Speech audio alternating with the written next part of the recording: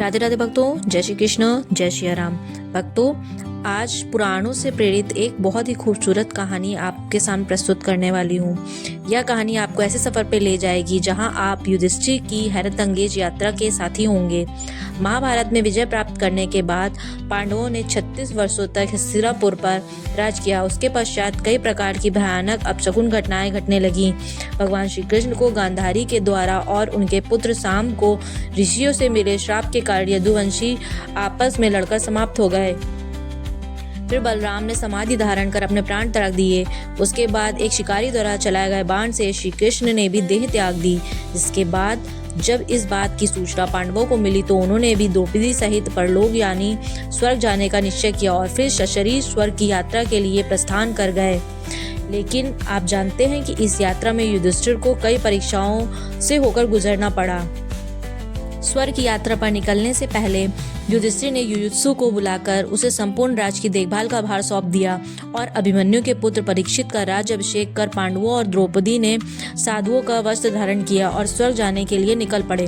परंतु हस्तिनापुर से निकलने के बाद रास्ते में पांडवों के साथ एक कुत्ता भी उनके पीछे पीछे चलने लगा। यह देख अर्जुन, भीम, नकुल और सहदेव को बड़ा ही आश्चर्य हुआ।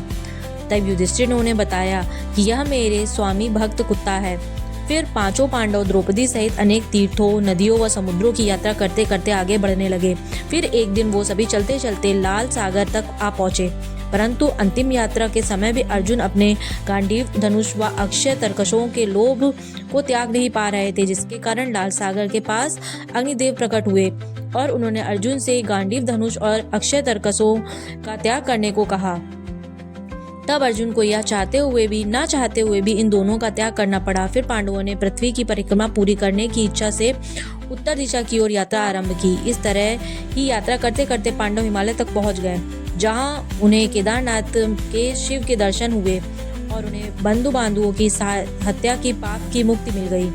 फिर भगवान शिव ने उन्हें स्वर्ग का मार्ग बताया। पांडव आगे बढ़े तो उन्हें बालू से भरा एक समुद्र दिखाई दिया। इसके बाद उन्होंने सुमेरु पर्वत के दर्शन किए और फिर सभी सशरीर स्वर्ग की ओर बढ़ने लगे। तभी इंद्रदेव वहां प्रकट हो गए और उन्होंने पांडवों से कहा कि मैं तुम लोगों को स्वर्ग ले चलूंगा।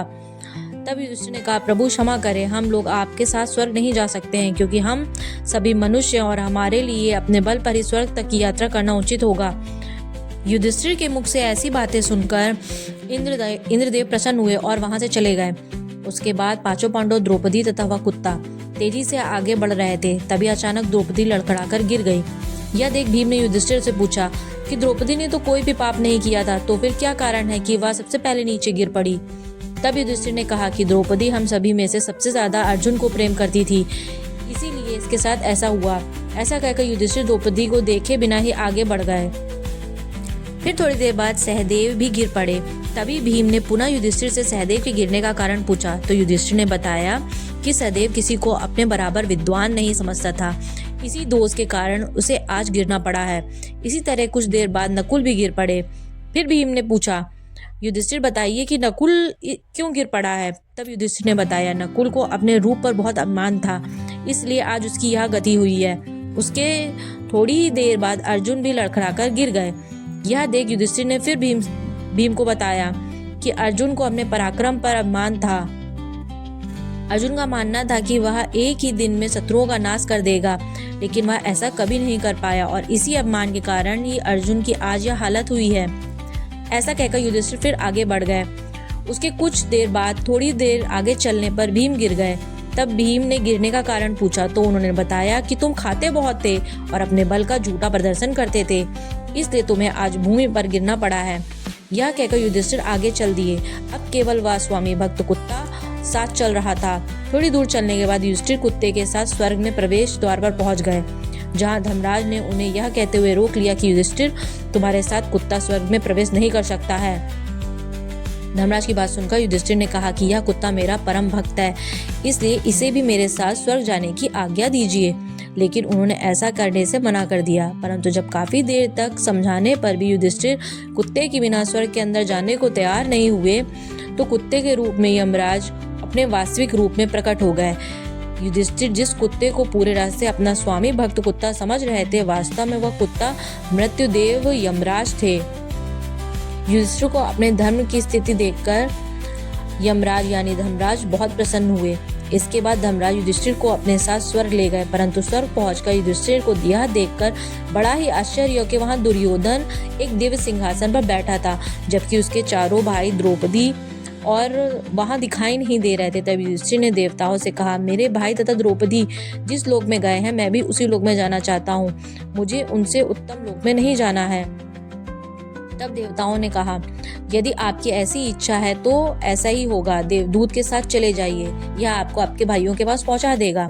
युधिष्ठिर उस देवदूत के साथ चल पड़े। देवदूत युधिष्ठिर को लेकर ऐसे मार्ग से जा रहा था जो बहुत ही दुर्गम और खराब था। उस मार्ग पर चारों ओर घोर अकाल फैला हुआ था, सभी ओर रोगियां का अंबार लगा हुआ था जिसमें से दुर्गंध आ रही थी। इसके अलावा लोहे की चोंच वाले कौवे और गिद्ध मंडरा रहे थे। वह असीपत नामक नरक था। वहां की दुर्गंध से तंग आकर युधिष्ठिर ने देवदूत से पूछा कि हमें इस मार्ग पर और कितनी दूर चलना है और मेरे भाई कहाँ है। युधिष्ठिर की बात सुनकर देवदूत बोला, देवताओं ने कहा था कि जब आप थक जाएं तो आपको लौटा लाएं।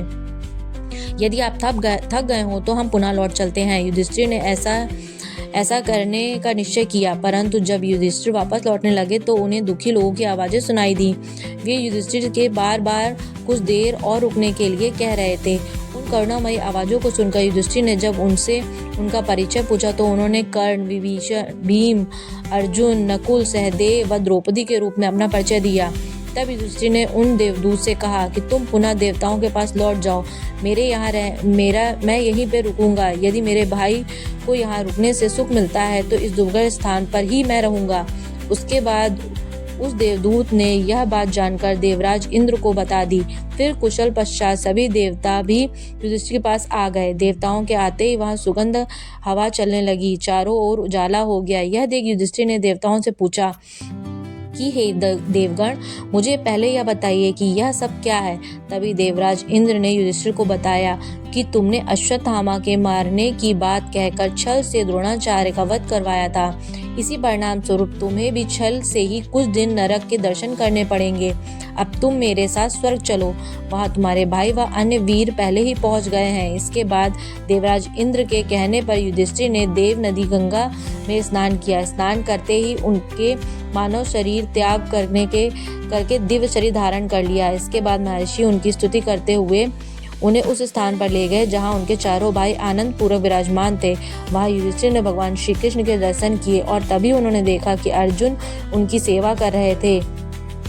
युधिष्ठिर को आया देखकर श्री कृष्ण व अर्जुन ने उनका स्वागत किया। उसके बाद युधिष्ठिर ने देखा कि भीम भी पहले से की तरह शरीर धारण किए हुए वायु देवता के पास थे। कर्ण भी सूर्य देवता के समान रूप धारण किए हुए थे और नकुल व सहदेव अश्विनी कुमारों के साथ थे। यह देख इंद्र ने युधिष्ठिर को बताया कि यह जो साक्षात भगवती लक्ष्मी दिखाई दे रही हैं, इनके अंश से ही द्रौपदी का जन्म हुआ था। इसके बाद इंद्र ने महाभारत युद्ध में मारे गए सभी वीरों के बारे में युधिष्ठिर को विस्तार पूर्वक बताया। इस प्रकार युधिष्ठिर ने अपने भाइयों व संबंधियों को वहां देखकर बहुत प्रसन्नता हुई। युधिष्ठिर ने भगवान श्री कृष्ण से इस रहस्य का कारण पूछा। तब भगवान श्री कृष्ण ने युधिष्ठिर को बताया कि बहुत समय पहले तुम्हारे घर में एक ऐसे धर्मात्मा पूर्वज का जन्म हुआ था जिनके नाम के कारण ही तुम्हारा कुल कौरव कुल कहलाता है। उनका नाम था राजा कुरु। उनके कारण ही तुम्हारे कौरव कुल की ख्याति इतनी है। वह बड़े ही धर्मात्मा राजा थे। एक बार उनके राज में बहुत ज्यादा अकाल पड़ गया था। कई वर्षों तक बारिश नहीं हुई थी। सभी लोग बड़े परेशान थे। तरह तरह के यज्ञ और हवन किए गए, परंतु कोई उपचार नहीं हो पाया। तब जाकर ब्रह्मदेव ने यह सलाह दी कि यदि कोई धर्मात्मा राजा अपने हाथ से किसी कृषि योग्य भूमि पर हल चलाएगा तो बारिश हो सकती है। तब जाकर महाराज कुरु ने अपनी पूरी मेहनत से किसान के खेत में हल चलाया। उनकी मेहनत से प्रसन्न होकर भगवान श्रीहरि प्रकट हुए। भगवान श्रीहरि को अपने सामने साक्षात रूप में देखकर महाराज कुरु बहुत अधिक प्रसन्न हुए। भगवान श्रीहरि ने राजा से उनके इस अथक परिश्रम का कारण पूछा। तब महाराज ने उन्हें राज्य में अकाल के विषय में बताया। उनके ऐसे परिश्रम और मेहनत को देखकर भगवान श्रीहरि बहुत अधिक प्रसन्न हुए। साथ ही साथ वह यह देखकर के आश्चर्यचकित हुए कि कोई राजा अपनी प्रजा के लिए इतना कष्ट उठा सकता है। वह इतने खुश थे कि उन्होंने महाराज से कोई वरदान मांगने को कहा।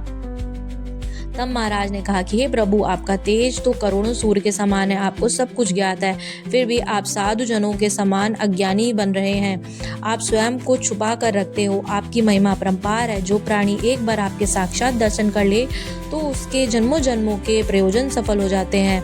आज आपने मुझे साक्षात दर्शन दिए, यही बहुत बड़ी बात है। मेरा जीवन सार्थक हो गया, साकार हुआ। अब मुझे कुछ नहीं चाहिए, मुझे कोई वरदान नहीं चाहिए, मुझे किसी भी चीज़ की कोई आवश्यकता नहीं है, कोई इच्छा नहीं है। बस मैं तो अपनी प्रजा के सुख के लिए इतना अधिक परिश्रम कर रहा था और आज आपके साक्षात दर्शन देकर मुझे यह विश्वास हो गया है कि अब प्रजा का अहित नहीं हो सकता है। अब सब लोग सुखी हो जाएंगे और अकाल भी दूर हो जाएगा।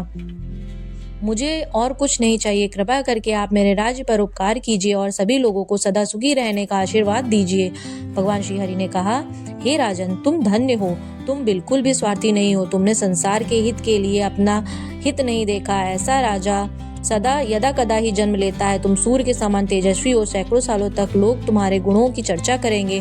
तुम्हारे राज्य में जो भी जन्म लेगा सदा सुखी रहेगा। परंतु फिर भी मैं तुम्हारे अथक परिश्रम से प्रसन्न होकर कोई वरदान देना चाहता हूँ। इसलिए तुम कोई ना कोई वरदान मुझसे अवश्य मांग लो। कर्म का फल देना ही होता है। जैसा कर्म किया जाता है वैसा ही फल भोगना पड़ता है। इसलिए शास्त्र के अनुसार बुरे का फल बुरा और अच्छे का फल अच्छा ही मिलता है। इसलिए तुमने अपने इस अच्छे कर्म का कोई ना कोई फल मुझसे अवश्य मिलेगा। मांगो। तब महाराज ने कुछ सोच विचार करके भगवान श्री हरि को बारंबार प्रणाम किया और कहा कि हे प्रभु, यदि आप मुझसे इतने अधिक प्रसन्न हैं तो कृपा करके मेरे इस पूरे राज्य को वरदान दीजिए कि इस कुरुक्षेत्र की भूमि पर जहाँ मैंने हल चलाया है, यदि कोई भी मनुष्य प्राण त्यागे तो वह सीधा स्वर्ग को जाए। उसे कोई भी यातना या दुख महसूस ना हो। वह सीधे स्वर्ग जाकर वहाँ के सुख भोगे और उसे नरक का वास न भोगना पड़े। तब भगवान श्री हरि ने उनके ऐसे वचन सुनकर और अधिक प्रसन्न होकर उनसे कहा कि तुम धन्य हो तुम राजन, जो अभी भी अपनी प्रजा के हित के बारे में सोच रहे हो। मानव कल्याण ऐसी निष्ठा यदा कदा ही किसी में देखने को मिलती है। आज तुम्हें इस धरा पर पाकर यह पृथ्वी खुद को धन्य महसूस कर रही है। मैं वरदान देता हूँ कि इस कुरुक्षेत्र की भूमि पर जो भी प्राण त्यागेगा वह सीधे स्वर्ग लोक को जाएगा और किसी प्रकार का कोई दुख उसे परेशान नहीं कर पाएगा। तथास्तु। ऐसा कहकर भगवान श्री हरि अंतर्ध्यान हो गए और प्रजा खुशी मनाने लगी। राज्य में घनघोर वर्षा हुई। सालों का अकाल टूट गया। सभी लोग खुशियां मनाने लगे। नगर में बड़े बड़े उत्सवों का आयोजन किया गया। हर्षोल्लास से सारी नगरी डूब गई। सभी लोग अपने महान राजा के गुणों की चर्चा कर रहे थे। कोई कहता है वह देवता है तो कोई कहता है हमारे लिए तो वह साक्षात ईश्वर के समान है, जिन्होंने अपने हाथों से हल चलाकर हमें खेत जोते और प्रभु श्री हरि को धरती पर अवतरित होने के लिए विवश कर दिया। भगवान श्री कृष्ण कहते हैं, तभी युधिष्ठिर, इस कथा के अनुसार तुम्हारे जितने भी भाई हैं, चाहे शत्रु हो या मित्र, कुरुक्षेत्र की भूमि पर प्राण त्यागने के कारण वे सभी स्वर्ग लोक के वासी हैं। इसी कारण कौरवों को थोड़े समय के लिए अपने कर्मों के कारण नरक भोगना पड़ा और बाकी सभी मृत्यु आत्माओं को जो कुरुक्षेत्र में मारे गए उन्हें स्वर्ग मिला। यह कथा सुनकर युधिष्ठिर निश्चिंत हो गए और भगवान श्री कृष्ण को बारंबार प्रणाम करने लगे। वे कहने लगे कि हे श्री कृष्ण, आपकी महिमा अपरंपार है। आप जानते थे कि कुरुक्षेत्र में वीर गति प्राप्त होने वाले योद्धा सीधे स्वर्ग जाएंगे, इसलिए आपने सभी के कल्याण के लिए कुरुक्षेत्र को महाभारत के युद्ध के लिए चुना। आपकी महिमा अपरंपार है। आपकी बुद्धि की कोई तुलना नहीं कर सकता है। तो भक्तों, आज आपने युधिष्ठिर की स्वर्ग यात्रा की कहानी सुनी। यह कथा आपको कैसी लगी? आशा है आपको यह कथा बहुत अच्छी लगी होगी। अगर आपको यह कथा अच्छी लगी है तो मेरे और भी वीडियो देखते रहिए और मेरे साथ बने रहिए। तो भक्तों, आज की वीडियो यहीं समाप्त करते हैं। जय श्री कृष्ण, जय श्री राम, राधे राधे, धन्यवाद।